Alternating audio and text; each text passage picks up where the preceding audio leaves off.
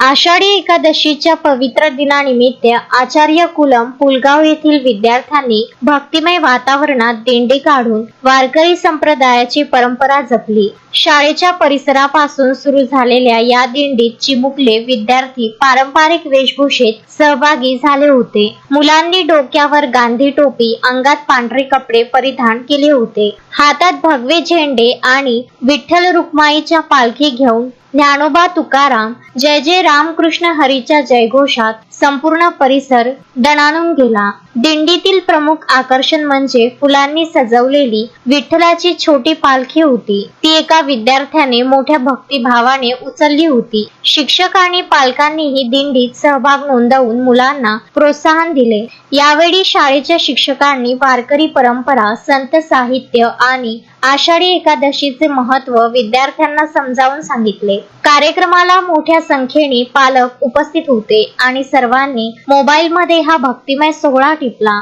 लहानपणापासूनच मुलांमध्ये भारतीय संस्कृती आणि वारकरी परंपरेचे संस्कार रुजावेत, हा या उपक्रमाचा मुख्य उद्देश असल्याचे शाळेच्या वतीने सांगण्यात आले। आषाढी एकादशीचे महत्त्व सांगताना सांगितले की आषाढ महिन्यातील शुक्ल पक्षातील एकादशीला देवशयनी एकादशी असेही म्हणतात। या दिवशी भगवान विष्णू 4 महिन्यांसाठी योग निद्रेत जातात आणि चातुर्मासाला सुरुवात होते। महाराष्ट्रात ही तिथी विशेष महत्त्वाची आहे, कारण याच दिवशी संत ज्ञानेश्वर, संत तुकाराम यांच्यासह लाखो वारकरी पंढरपूरच्या दिशेने वारीसाठी निघतात। रामकृष्ण हरीच्या नामस्मरणाने भक्ती आणि एकतेचा संदेश देणारी ही परंपरा आहे। अश्विन शाह, विदर्भ न्यूज, पुलगाव।